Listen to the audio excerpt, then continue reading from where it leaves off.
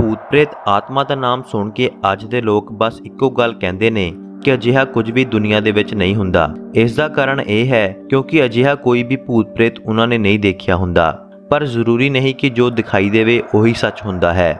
चंडीगढ़ के डॉक्टर स्वरूप सिंह जो कि जूलॉजी के प्रोफैसर हैं, उन्होंने अपनी जिंदगी का एक अजिहा फन्ना फरोल के सुनाया जिसनों सुन के लत्तां तक कंब उठणगियां।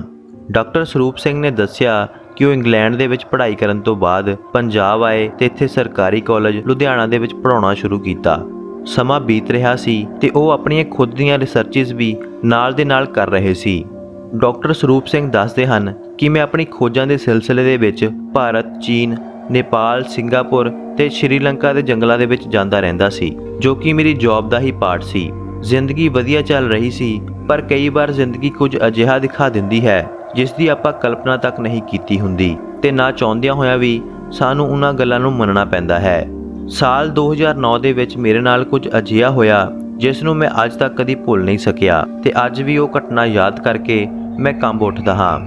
मैं तर्कवादी इंसान सी, साइंसदान सी ते भूतां प्रेतां दे विच विश्वास भी नहीं रखदा सी। एक खोज मैनू साल 2009 दे विच उत्तराखंड के जंगलों तक लै गई। जंगल मेरे लिए कोई नवे नहीं सन, पर वो इलाका मेरे लिए नवा सी ते उस इलाके बारे मैनू कुछ खास जानकारी भी नहीं सी। मेरे नाल मेरे 2 विद्यार्थी ते 2 होर प्रोफैसर मेरे नाल ही गए। जंगल दे विच पहुँच गए ते जंगल दे बाहर जंगलात विभाग के एक क्वार्टर दे विच आपां रुकण दा इंतजाम कीता, जो कि काफ़ी समय तो बंद पिया सी। वो एरिया काफ़ी वखरा सी ते विभाग के लोग उत्थे घट ही ड्यूटी दिया करते सी। कुछ 2 किलोमीटर ते एक पिंड सी ते उत्थे क्वार्टर के कोल ही एक दुकान भी सी। आपां जंगल की खोज करन तो पहला दुकान तो जरूरी समान लियाउण वास्ते गए तां दुकानदार सानू वक्खो वक्खरियां कहानियां सुणाउण लग्या कि जिस जगह के उत्ते आपां रह रहे हाँ उत्थे भूतां प्रेतां दा कब्जा है, जिस कारण उत्थे कोई भी नहीं रहिंदा। आपां उस दीयां गल्लां दे उत्ते हसण लगे ते मजाक समझ के वापस आ गए। आपां सोचिया कि लक्कड़ चोरी करन वास्ते लोकां ने अजिहियां अफवाहां फैलाईयां होणगीਆਂ तां जो कोई उधर भूत प्रेत सुण के आ ना सके ते वो आराम दे नाल लक्कड़ दी चोरी कर लैण। पर शायद मैं इत्थे गलत सी, उत्थे तां कुछ होर ही चल रहा सी। रात होई, आपां खाना बनाया ते सौण दी तैयारी कीती। उस क्वार्टर दे विच 2 कमरे सन। मैं ते मेरे स्टूडेंट्स एक कमरे दे विच ते बाकी 2 प्रोफैसर दूजे कमरे दे विच सौण चले गए। रात दे समय जंगल बहुत भयानक आवाज़ां करदा है। मैं इस गल बारे चंगी तरह जानदा सी। मैं रात के समय अपना नितनेम करके किताब पढ़ रहा सी कि अचानक मैनू बहुत अजीब जी आवाज़ सुनाई दिती, जो कि ना ही जंगल दी सी ते ना ही किसी जंगली जानवर दी। मैं उस आवाज़ वाल ध्यान ना दे के अपना किताब पढ़ता रहा। पर कुछ समय बाद दूसरे प्रोफैसर मेरे कमरे दे विच आए ते मैनू कहण लगे कि साडे कमरे दे विच कोई घूम रहा है ते बहुत ही भयानक आवाज़ां कर रहा है। मैनू यकीन नहीं होया। मैं उस कमरे दे वल गया जिथे सच विच ही एक साया घूमदा नज़री पिया। मैनू डर तां लग्या पर कुछ कर नहीं सकदा सी क्योंकि आपां बिल्कुल फस चुके सी। अचानक ही मेरे सुत्ते पे स्टूडेंट्स के उत्ते किसी चीज़ ने वार किया ते वो वार लगातार हुंदे रहे। आपां बिल्कुल डर चुके सी ते उत्थे आपां कुछ कर भी नहीं पा रहे सी क्योंकि आपां सिर्फ महसूस ही कर रहे सी, पर सानू कुछ दिखाई नहीं दे रहा सी। डर के सारे लोग बाहर जंगल की तरफ भजे। मैं भी उन्हां दे नाल बाहर ही चलिया गया। जंगल दे वल कुछ 1.5 किलोमीटर जाके उत्थे एक खाली जगह आई जिथे आपां कुछ समा रुके। उत्थे एक पुराना घर ते खूह सी। आपां उसे खूह दे कोल रुक गए। मैं बाकियां नूं कहा कि सानू जंगल की तरफ नहीं सगों पिंड की तरफ भजना चाहिदा सी। इन्नी गल करदियां ही अचानक ही एक भयानक आवाज़ साडे कोल होण लगी, जिस दे नाल मेरा एक स्टूडेंट डर के बेहोश होकर डिग पिया।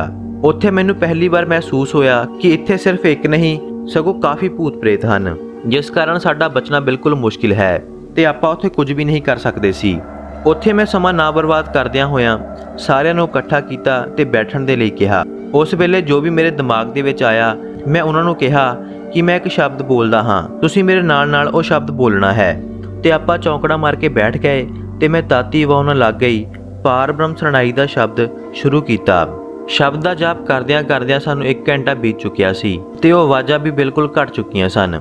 सारी रात आपां उत्थे शब्द पढ़दियां गुजार दित्ती, पर सानू ये साफ साफ महसूस हो रहा सी कि साडे आले दुआले कोई घूमदा जा रहा है, पर साडे उत्ते हमला नहीं कर पा रहा। सारी रात जाप करदियां आपां बिल्कुल थक चुके सी। इंज लग रहा सी कि वो प्रेत साडी जान लैके ही मुड़ेगा। मैं मन ही मन के अंदर गुरु नानक साहब के अगे अरदास की कि हे गुरु नानक साहब साडी रखिया तुसी करो, इत्थे तुहाडी गुरबाणी की सहारे की लोड़ है। आपां इन्हां शक्तियां दे नाल लड़ नहीं सकते। ਅਜਿਹੀ ਅਰਦਾਸ ਮੈਂ ਮਨ ਹੀ ਮਨ ਅੰਦਰ ਕਰ ਹੀ ਰਿਹਾ ਸੀ ਕਿ ਸਾਡੇ ਕੰਨਾਂ ਦੇ ਵਿੱਚ ਜਪਜੀ ਸਾਹਿਬ ਦੀ ਬਾਣੀ ਦੀ ਆਵਾਜ਼ ਪਈ, ਜਿਵੇਂ ਕੋਈ ਪਿੰਡ ਦੇ ਗੁਰਦੁਆਰਾ ਸਾਹਿਬ ਦੇ ਵਿੱਚ ਅੰਮ੍ਰਿਤ ਵੇਲੇ ਸਪੀਕਰ ਲੱਗਿਆ ਹੋਵੇ। ਉਹ ਗੁਰਬਾਣੀ ਦੀ ਆਵਾਜ਼ ਹੌਲੀ-ਹੌਲੀ ਹਵਾ ਦੇ ਨਾਲ ਉੱਚੀ ਹੋਈ ਤੇ ਸ਼ਾਇਦ ਬਾਣੀ ਸੁਣ ਕੇ ਉਹ ਪ੍ਰੇਤ ਉੱਥੋਂ ਚਲਿਆ ਗਿਆ, ਕਿਉਂਕਿ ਅੰਮ੍ਰਿਤ ਵੇਲਾ ਵੀ ਹੋ ਚੁੱਕਿਆ ਸੀ। ਦਿਨ ਚੜ੍ਹੇ ਆਪਾਂ ਵੀ ਉੱਥੋਂ ਆਪਣੇ ਕੈਂਪ ਦੇ ਵੱਲ ਭੱਜੇ ਤੇ ਕੈਂਪ ਦੇ ਵਿੱਚੋਂ ਸਾਰਾ ਸਮਾਨ ਚੁੱਕਿਆ ਤੇ ਵਾਪਿਸ ਮੁੜ ਗਏ। ਦੁਕਾਨਦਾਰ ਨੇ ਸਾਨੂੰ ਵਾਪਿਸ ਜਾਂਦਿਆਂ ਦੇਖ ਸਭ ਕੁਝ ਸਮਝ ਲਿਆ ਤੇ ਸਾਨੂੰ ਕਹਿਣ ਲੱਗਿਆ ਕਿ ਮੈਂ ਤੁਹਾਨੂੰ ਪਹਿਲਾਂ ਹੀ ਸੁਚੇਤ ਕੀਤਾ ਸੀ, ਪਰ ਤੁਸੀਂ ਹੀ ਮੇਰੀ ਗੱਲਾਂ ਨੂੰ ਮਜ਼ਾਕ ਦੇ ਵਿੱਚ ਲਿਆ।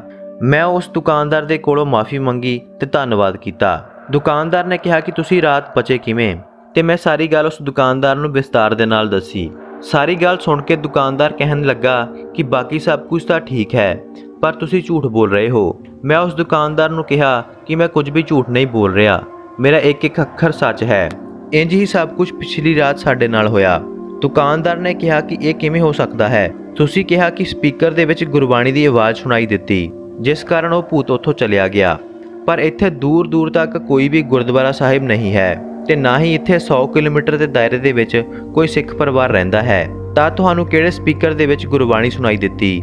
ਇੱਥੇ ਤਾਂ ਕਿਤੇ ਮੰਦਿਰ ਦੇ ਵਿੱਚ ਵੀ ਸਪੀਕਰ ਨਹੀਂ ਲਗਾਇਆ ਜਾਂਦਾ। ਦੁਕਾਨਦਾਰ ਦੀ ਇਹ ਗੱਲ ਸੁਣ ਕੇ ਮੇਰੀਆਂ ਲੱਤਾਂ ਕੰਬਣ ਲੱਗੀਆਂ। ਸਾਡੇ ਨਾਲ ਜੋ ਵੀ ਹੋ ਰਿਹਾ ਸੀ ਉਹ ਬਹੁਤ ਭਿਆਨਕ ਹੋ ਰਿਹਾ ਸੀ ਤੇ ਅੱਜ ਵੀ ਮੈਂ ਸੋਚਦਾ ਹਾਂ ਕਿ ਉਹ ਜਪਜੀ ਸਾਹਿਬ ਦੇ ਪਾਠ ਦੀ ਆਵਾਜ਼ ਕਿੱਥੋਂ ਆਈ ਜੋ ਆਪਾਂ ਸਾਰਿਆਂ ਨੂੰ ਸੁਣਾਈ ਦਿੱਤੀ ਸੀ। ਬਾਅਦ ਵਿੱਚ ਮੈਂ ਇਹ ਕਿੱਸਾ ਆਪਣੇ ਘਰ ਪਰਿਵਾਰ, ਰਿਸ਼ਤੇਦਾਰਾਂ, ਦੋਸਤਾਂ ਨੂੰ ਸੁਣਾਇਆ, ਪਰ ਕਿਸੇ ਨੇ ਵੀ ਇਸ ਨੂੰ ਸੱਚ ਨਹੀਂ ਮੰਨਿਆ। ਪਰ ਇਹ ਸੱਚਾਈ ਸਾਡੇ ਪੰਜਾਂ ਦੇ ਵਿੱਚ ਅੱਜ ਵੀ ਕਾਇਮ ਹੈ। ਸੋ ਤੁਸੀਂ ਕਿਸੇ ਵੀ ਸਥਿਤੀ ਦੇ ਵਿੱਚ ਹੋਵੋ, ਚਾਹੇ ਉਹ ਸਥਿਤੀ ਕਿੰਨੀ ਵੀ ਭਿਆਨਕ ਕਿਉਂ ਨਾ ਹੋਵੇ, ਵਾਹਿਗੁਰੂ ਦਾ ਨਾਮ, ਭਰੋਸਾ ਅਤੇ ਵਿਸ਼ਵਾਸ ਨਾਲ ਕੀਤੀ ਹੋਈ ਅਰਦਾਸ ਕਦੀ ਵੀ ਖਾਲੀ ਨਹੀਂ ਜਾਂਦੀ।